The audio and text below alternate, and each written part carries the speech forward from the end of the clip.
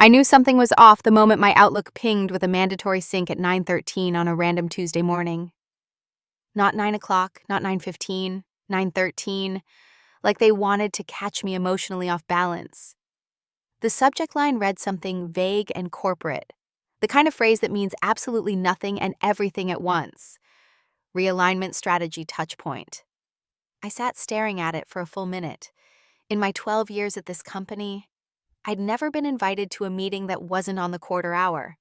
And definitely not by Greg from HR, who only ever messaged you when something had gone terribly wrong or terribly political. My stomach dropped. Something was wrong. Conference room B smelled like fresh carpet glue and quiet betrayal. Greg was already there, perched at the end of the table with a laptop and that HR smile, overly gentle, like he'd practiced it in the mirror.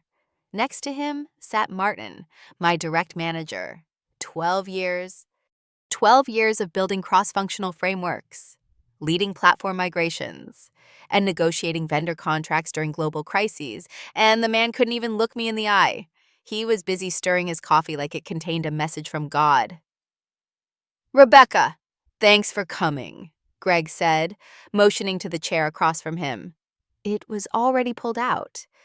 That only happens when you're being let go, or when they're about to pitch you a demotion disguised as a growth opportunity. I sat down slowly. My heartbeat was steady, but too loud.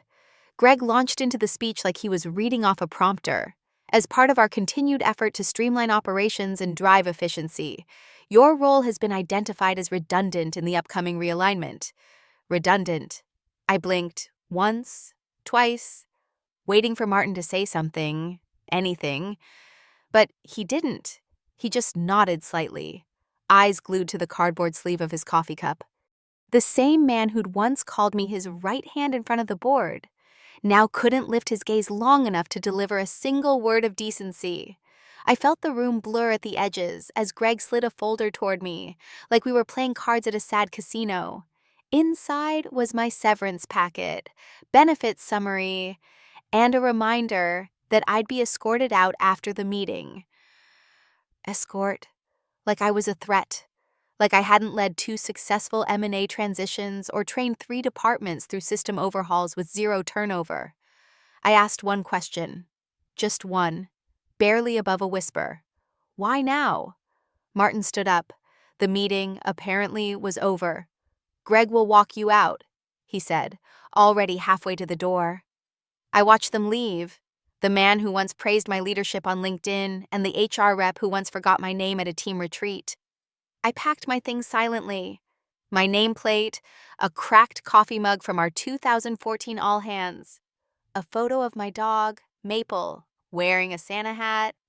I reached for the small cactus on my windowsill. Greg's voice, suddenly behind me, said I couldn't take it. Company property. I took it anyway. Walking down that hallway, I didn't feel real. Every corner I passed still carried my fingerprints, from vendor roadmaps to onboarding documents. I'd given over a decade to this place, and in less than 10 minutes, they had erased me. Not thanked, not recognized, erased. And that's when it hit me. This wasn't just about a job. This was about being treated like I never mattered, like I had been convenient.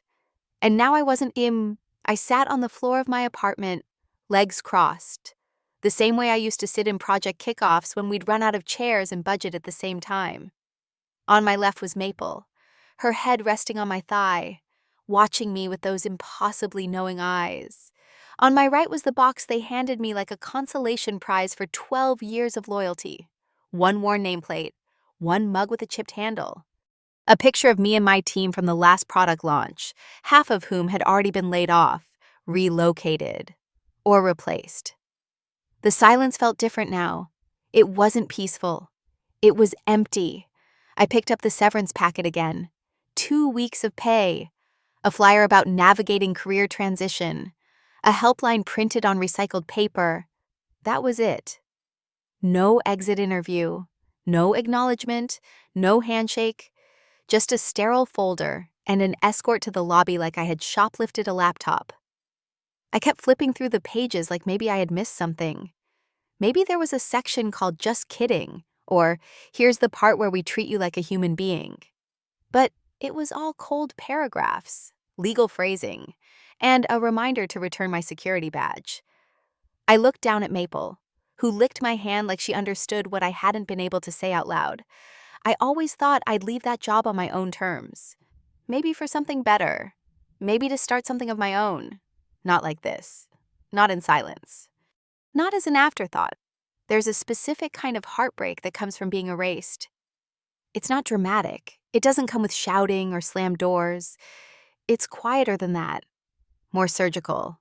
They just decide you don't matter anymore and act accordingly. I remembered the nights I stayed late, reworking decks so Martin wouldn't look unprepared in front of the board. The weekends I lost to last-minute implementations. The vacation days I never used because someone had to be available. I remembered the team dinners I organized, the hiring plans I built from scratch, the crisis escalations I de-escalated before anyone else even knew they existed. And now, apparently, none of it counted. Because someone somewhere decided I was too expensive or too senior or too inconvenient for their new version of efficient.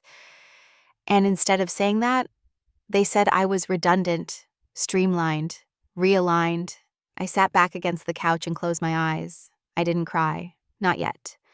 The tears felt stuck behind something heavier. Not sadness, not confusion. Something else. Something hotter. It was anger. Not the explosive kind. Not the loud kind. This was quieter, older. The kind of anger that simmers, that sharpens. The kind that doesn't want revenge for revenge's sake. It wants truth, fairness, a name.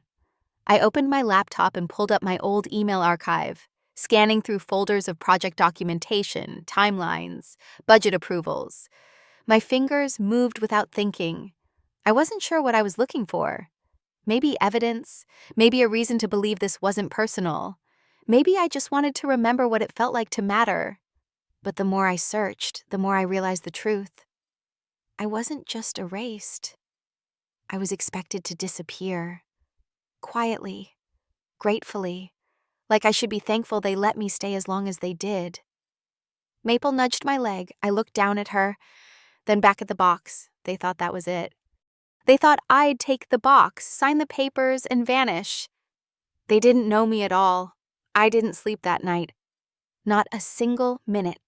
My brain had turned into a clothes dryer stuck on spin, tumbling through every late night I'd worked, every crisis I'd smoothed over, every time I swallowed a reaction when someone else took credit for my work, every time I let it go because I thought I was playing the long game, because I thought loyalty mattered. At 3:47 in the morning, I was sitting at my kitchen table with 2 tabs open.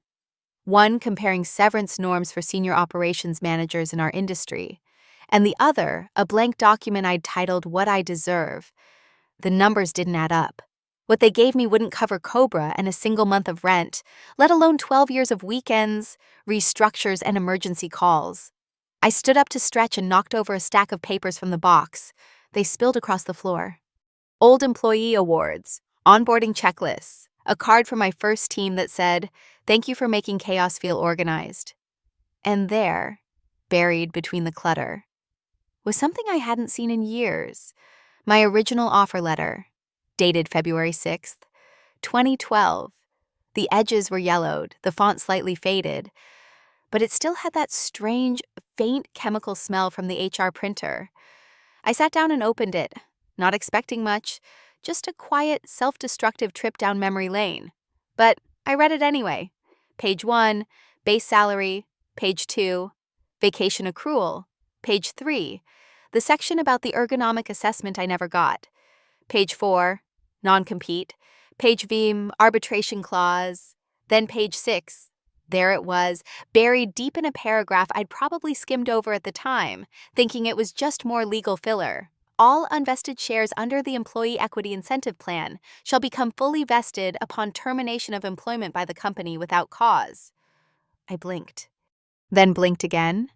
I read it 3 more times, just to be sure I wasn't hallucinating. termination without cause. That was exactly what Greg said.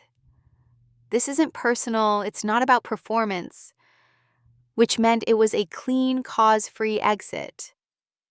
Which meant those unvested shares, every refresh over the years, every retention grant they'd slipped in during performance reviews, all of them, they were mine, not pending, not up for debate, not subject to approval, mine. I sat there, heart thudding like I'd just discovered a secret room in my own house. This wasn't a loophole. It wasn't a technicality. It was a clause, a promise.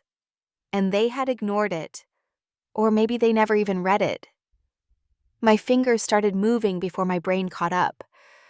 I took pictures of the page, then a video. Then I emailed it to myself twice from 2 different accounts, just in case my laptop spontaneously combusted out of spite. I didn't know the current value of the shares off the top of my head. I didn't know how many were still technically pending or what the latest stock price looked like after the last funding round. But I knew this much. They walked me out thinking they'd tied everything up in a neat little bow. They had no idea they'd handed me a loaded weapon. And I had just found the trigger. The search for a lawyer started just after sunrise. I was still in the same clothes, still surrounded by loose papers and cold coffee. I typed equity clause employment lawyer into the search bar like it was a lifeline. Yelp, LinkedIn, legal forums, pages of firm bios with polished headshots, buzzwords, and too many ampersands. But none of them felt right. Then I saw her name, Brenda Choi. No glossy branding, no pastel color scheme, just a website that looked like it hadn't been updated since the first iPhone, and one client review that stopped me cold. Brenda made my old company wish they'd never hired me. That was enough. Her office was above a laundromat downtown, tucked between a dentist and a payday loan place. No receptionist, no soothing music, just a scratched wooden door and a brass plaque that said, Choi Esque. I rang the bell twice. Nothing. Then a voice yelled from somewhere inside. Yeah, I heard you. Unless you're selling toner. I stepped in and tripped over a box labeled Deposition Transcripts 2016. The air smelled like burnt coffee and overworked printers. A fan whirred in the corner, barely stirring a pile of legal pads. And behind a desk stacked with manila folders and snack wrappers was Brenda. She wore a red flannel shirt, faded jeans, and Converse with one broken lace. She looked up from her tablet with one eyebrow raised, like she was halfway through a cross-examination. You, Rebecca? She asked. Not unkindly, but not warm either. My friend Jamie says you got hosed. Sit. Tell me the damage. I hesitated. The wine-fueled courage from the night before had worn off, and now I just felt exposed. But Brenda didn't wait. She picked up a pen and clicked it once. Clock's ticking. I don't do emotional support. I do legal blood sport. So I talked. I laid it all out. The meeting invite, the smug HR face, the insult that was my severance, the cactus incident, and then, finally, I handed her the offer letter. Page 6. I said, last paragraph. She didn't speak for a full minute, just read, then reread, then leaned back slowly in her chair like a lion spotting a weak antelope. Tell me they didn't include this clause in your separation paperwork. They didn't. Not a word about equity. Her grin was slow and dangerous. Oh, they're gonna regret going standard policy on you. She stood, walked over to a cluttered bookshelf, pulled out a thick red binder labeled Severance Battles, and dropped it onto the desk. Here's what's going to happen, she said. We're not just asking for the shares. We're building a case around willful omission, breach of good faith, and negligent concealment. She was already flipping pages, scribbling notes, murmuring dates and legal codes under her breath. I sat there in silence, not sure if I was watching a lawyer or a one-woman tactical unit. They might argue the clause doesn't apply anymore. I said, unsure. She snorted. They can argue the moon's made of cheese. Doesn't make it true. This clause is clean, specific, and you were terminated without cause. These shares are yours. I took a breath I didn't know I'd been holding since the day they walked me out. Brenda steepled her fingers and locked eyes with me. What we do next depends on one thing. Do you want a check, or do you want vengeance? I blinked. Can I say both? Brenda smiled. Now you're speaking my language. Brenda didn't write letters. She launched them. She called it precision warfare. Her words weren't dramatic or emotional. They were exact. Legal steel wrapped in calm professionalism. The kind of tone that makes corporate lawyers pause before replying. We spent 2 full days building it. Brenda wrote in silence, pen moving with relentless focus while I paced her office like a Roomba with emotional damage. I tried to stay out of her way. I knew better than to hover over a hunter while they were sharpening the blade. On the 3rd morning, she looked up from her screen and said, almost too casually, "It's ready." I sat down, my hand shaking just slightly. She turned her laptop toward me. No fluff, no exclamation points, just the subject line, equity clause and termination, Rebecca Lane. The body of the letter was a masterclass in legal tension. Brenda opened with the clause itself, quoted directly from my original offer letter, bolded and underlined. Then she documented the circumstances of my exit, citing Greg's exact phrasing from the meeting. This isn't about performance, it's not personal. That one sentence confirmed my termination was without cause. From there, she connected the dots with surgical precision. Your failure to acknowledge this clause in Ms. Lane's severance paperwork constitutes a material omission. She used phrases like willful concealment and breach of good faith with the same cool tone someone might use to order coffee. Then she stated our terms: full market value of all unvested shares, dated from the day of my termination. No NDA, no conditions, just compensation. Brenda closed the laptop and looked at me. You ready? I nodded. She set it to send at 9:01 a.m. the next morning. Because timing matters, she said. 9 o'clock is expected. 9:01 makes them flinch. That night, I didn't sleep much, but it wasn't the same as before. I wasn't spiraling anymore. I was waiting, planning. At 8:59, I sat on my couch in sweatpants, gripping a mug I wasn't drinking from. My laptop was open, clock ticking down in the corner. Brenda had cued the email to go out automatically, but still, I watched the screen like it might flinch when it hit. 9:01? Sent? The silence afterward was heavier than I expected. I refreshed my inbox twice, then closed it. Brenda had warned me, once we send it, we go dark. Let them stew. Don't chase the echo. She was right. The point wasn't the reply. The point was the silence it would cause, because someone, somewhere, just opened an email they didn't see coming. Someone just saw their name in connection with a clause they'd ignored. Someone just realized they might have made a very expensive mistake. And I wasn't the one sweating anymore. The call came in at 7:14 the next morning. Too early for anything civil, especially from a number I hadn't saved but still recognized. Martin. I let it ring once, then twice. On the 3rd, curiosity overpowered contempt. Hello? What the hell did you do? His voice was ragged, not angry, panicked. Like a man who'd just woken up to smoke in his hallway and realized he left the stove on. I leaned back into the couch and took a sip of coffee, suddenly calm. Morning. Martin. Long time. Don't do that. Don't be, smug. Do you have any idea what's happening over here? I had ideas, plenty, but I let him flail. Your letter. Brenda's letter. It's being passed around like a virus. Legal is in a tailspin. I got pulled into a 6 a.m. meeting with the general counsel, the CFO, and Greg. And Greg, for the record. Looked like he hadn't slept in a week. Poor Greg. Martin kept talking, fast now, like he was trying to outrun the fallout. You triggered a clause we didn't even know was still active, that equity vesting term. It's created a reclassification issue. They're saying your shares might account for 13% of the new options pool. I blinked. 13? I hadn't even run the numbers yet. Brenda was still working through the finer details.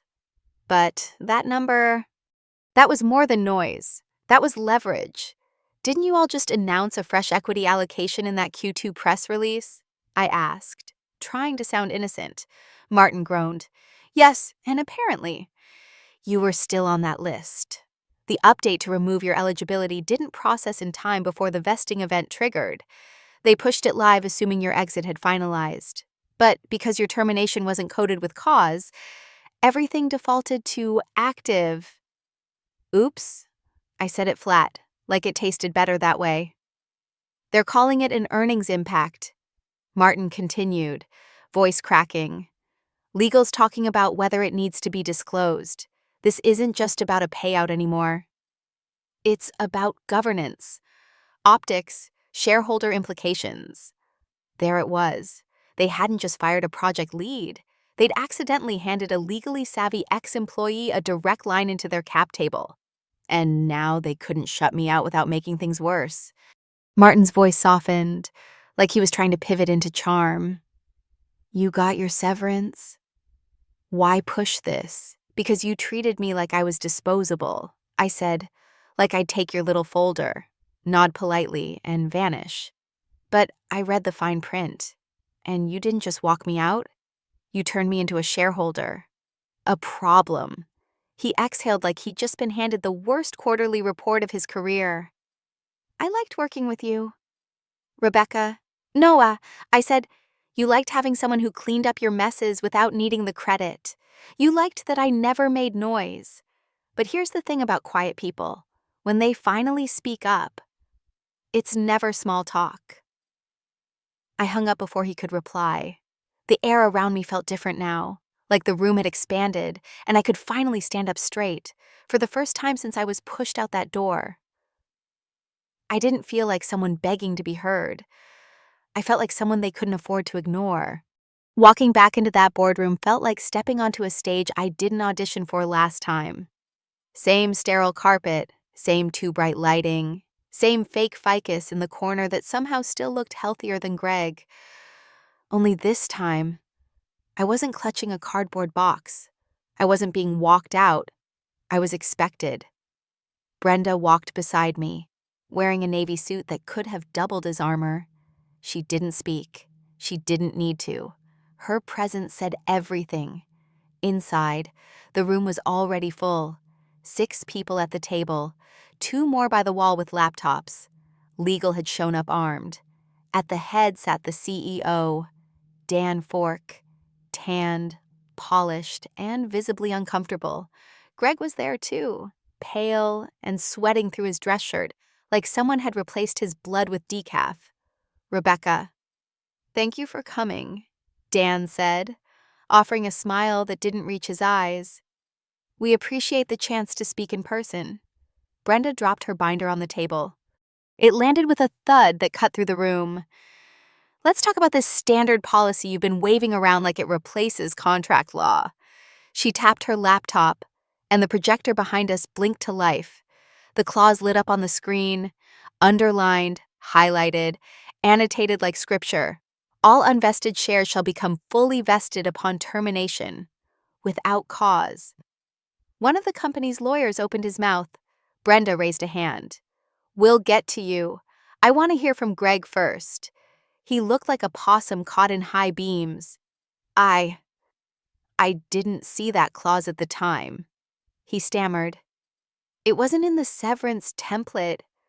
Brenda didn't blink. And yet, it was in her original offer letter, which supersedes internal templates. Unless your definition of good faith includes conveniently omitting legally binding compensation terms. A cough came from the far end of the table. No one met our eyes. Dan leaned forward. Look, we're not here to debate language. We want to make this right. Brenda's smile was all teeth. Then we'll start by acknowledging the shares vested the moment you terminated Ms. Lane without cause. One of the younger lawyers tried to slide a folded sheet across the table. We're prepared to offer a one-time payout, he said, Voice steady. Market value plus 20%. Clean. Final. Contingent on an NDA. I didn't even look at it. No. He blinked. No? I looked around the room. I'm not here to sell silence. I'm here to remind you that I wasn't your mistake. I was your blind spot. And now I'm your problem. Brenda adjusted her blazer, her voice shifting into a lower, sharper register. Let me be clear. You have two options. Option 1, by close of business today. Wire the full market value of all vested shares, calculated from the day of her termination.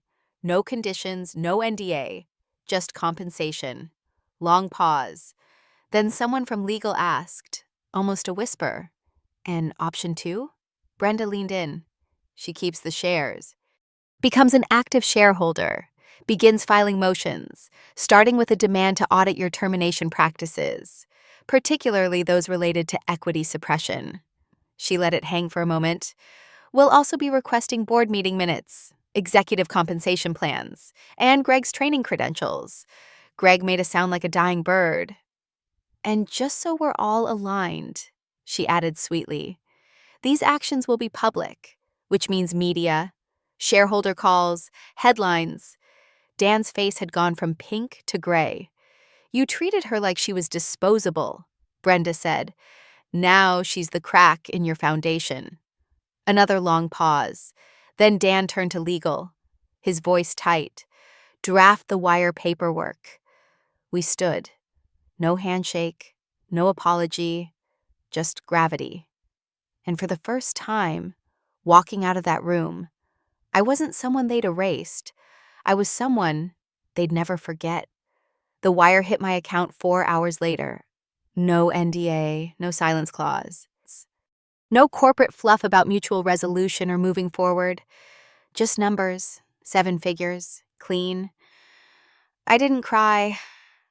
I didn't scream. I didn't even smile at first. I just sat there on the floor of my apartment, same spot as that first night, staring at the screen like it might dissolve if I blinked too hard. Maple looked up at me from the couch, tail thumping once against the cushion. I reached over and scratched behind her ears. You want a second dinner? I asked. She didn't need to answer. I scooped her food with one hand and opened my inbox with the other. There were unread messages. A couple from recruiters who must have seen the ripples. One from Kelsey, a former teammate who had texted OMG when the letter hit. A final one from Brenda. Subject line, we did it. No body text, just a forwarded copy of the wire confirmation. I highlighted every folder with the company's name on it and pressed delete, emails, drafts, archived messages, all of it. Gone in seconds. Years of projects, late-night check-ins, budget approvals, all reduced to digital dust. Not because they didn't matter, but because I didn't need to carry the weight anymore. The victory didn't taste like champagne. It wasn't loud or wild. It was quiet, warm, tight, like something had finally settled back into place after being off for too long. I didn't post anything on LinkedIn. No humble brag, no had resilience hashtag, no long post about finding my voice or building bridges from ashes. I didn't owe anyone an update, not anymore. This wasn't about making a scene. This was about making sure I was never erased again. Because that's the thing they never understand about people like me. The ones who stay late without being asked, who solve problems without demanding credit, who believe in the work more than the applause. We're not weak. We're watching. We're remembering everything. And when the moment comes, when the lights flicker and someone finally hands us a reason, we don't shout, we act. They thought they could walk me out with a box and a smile and that I'd stay small, quiet, convenient. But all they really did was hand me proof that they never read their own fine print, that they underestimated someone who had quietly built half the systems they were still using, that they thought loyalty meant silence. They were wrong. I stood up, poured a second bowl of food for Maple, and raised my glass of wine. Not to them, but to the version of myself who didn't walk away, the one who stayed, who read the clause, who called Brenda, who sent the letter, the one who decided that being treated like I was disposable wasn't the end of my story. It was the beginning of a new one. They erased me. I came back, not as an employee, as a shareholder, and this time I have a voice.